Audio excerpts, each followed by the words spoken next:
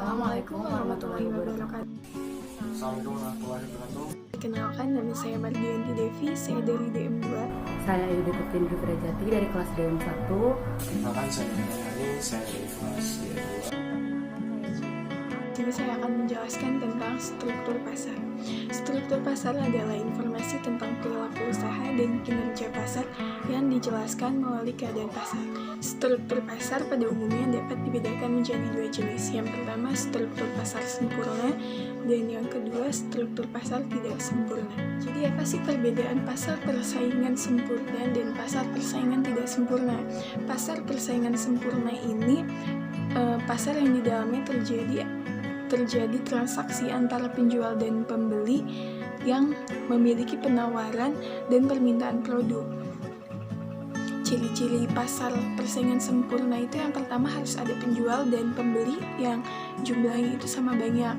Yang kedua, pedagang bebas menutup atau membuka usaha mereka. Yang ketiga, barang yang dijual pun bersifat homogen. Dan yang keempat, penjual dan pembeli mengetahui informasi harga dan barang secara jelas. Kelebihan dari pasar persaingan sempurna itu salah satunya peluang eksploitasi konsumen cukup rendah dalam persaingan pasar ini.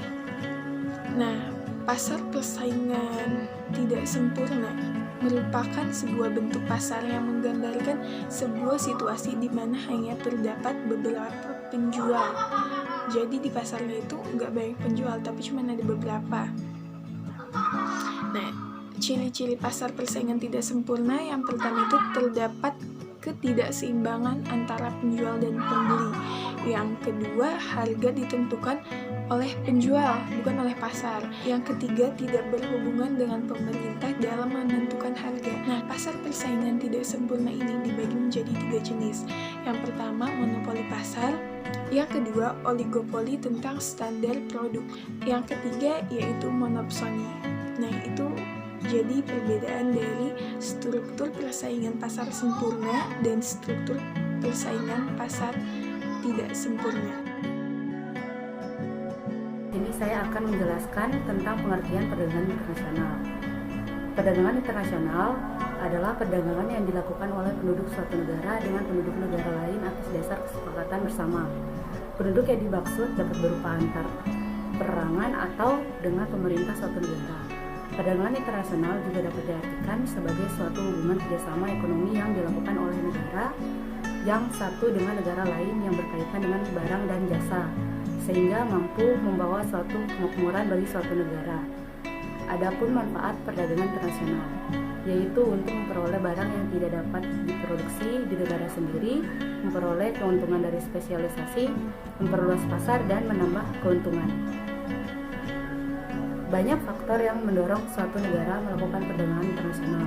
Di antaranya adalah untuk memenuhi kebutuhan barang dan jasa dalam negeri, untuk memenuhi keinginan memperoleh keuntungan dan meningkatkan pendapatan negara, untuk juga mendapatkan dukungan dari negara lain.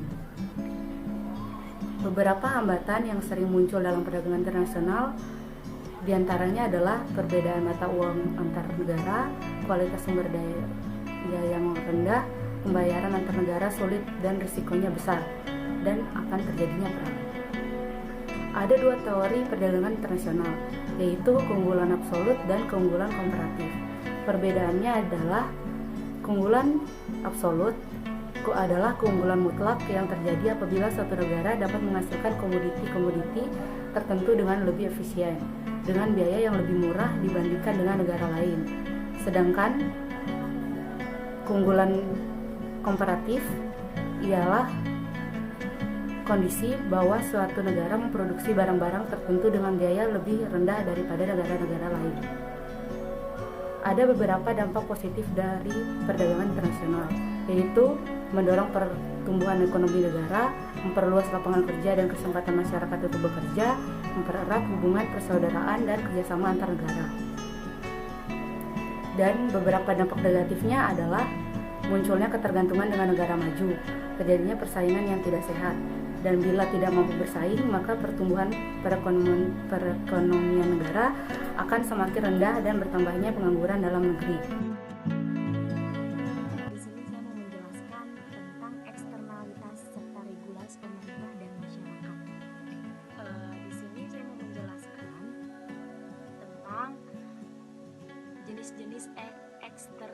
aktivitas itu ada 2, produsen dan konsumen. Nah, jenis-jenisnya pun terbagi lagi ada 4. Yang pertama itu jenis produsen ke produsen lainnya.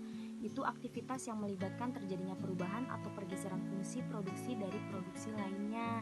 Contohnya dampak atau efek dalam bentuk biaya pemurnian atau pembersihan air yang dipakai oleh produsen hilirnya. Terus ada jenis keduanya yaitu produsen konsumen. Itu aktivitas yang merubah atau menggeser fungsi utilitas pemanfaatan oleh rumah tangga. Contohnya itu ada polusi. Terus polusi kan terbagi lagi nih menjadi 3. Yang pertama ada polusi udara, menurunnya daya tarik alam. Yang ketiga bahaya radiasi. Terus ada lagi jenis ketiga, konsumen ke konsumen lainnya. Itu aktivitas seorang atau kelompok tertentu mempengaruhi atau mengganggu fungsi utilitas konsumen lainnya. Itu contohnya juga ada 3. Yang pertama pembakaran sampah oleh tetangga, bising suara radio atau televisi tetangga, sama asap rokok bagi orang lain. Dan jenis yang terakhirnya ada jenis keempat, itu ada konsumen produsen. Konsumen produsen itu aktivitas konsumen mengganggu fungsi produksi suatu produsen atau kelompok produsen tertentu. Dan saya di sini akan mempresentasikan mengenai faktor produksi pada mata kuliah dosen. Oke, yang pertama faktor produksi dibagi menjadi 3, yaitu faktor produksi tenaga kerja, faktor produksi pasar, faktor produksi, dan sama pasar faktor produksi. Nah, yang pertama kita bahas faktor produksi tenaga kerja. Di faktor produksi tenaga kerja ini ada beberapa hal.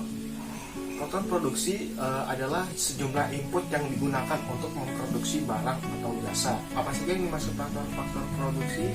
Faktor produksi yang pertama ada permintaan terhadap suatu faktor produksi, ada permintaan turunan. Permintaan perusahaan terhadap faktor produksi diturunkan dari keputusan untuk memasok suatu produk ke pasar lain. Pasar faktor produksi adalah tempat bertemunya permintaan dan penawaran faktor-faktor produksi yang berupa alam, tanah, tenaga kerja, uang, dan pengusaha. Ada 2 perbedaan mengenai pasar faktor produksi dan pasar hasil produksi. Yang pertama, pasar faktor produksi, penawaran berasal dari konsumen atau masyarakat. Kalau di pasar hasil produksi, penawaran berasal dari produsen atau pengusaha. Kalau ini konsumen ke masyarakat, sedangkan kalau hasil produksi dari produsen atau pengusaha, kebalikannya berarti.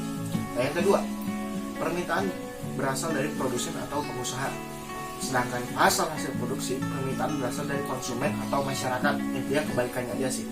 Yang ketiga, penawaran faktor produksi, alam, tenaga kerja, modal, pengusaha, sedangkan pasar hasil produksi, penawaran barang hasil produksi, barang jadi atau barang setengah jadi.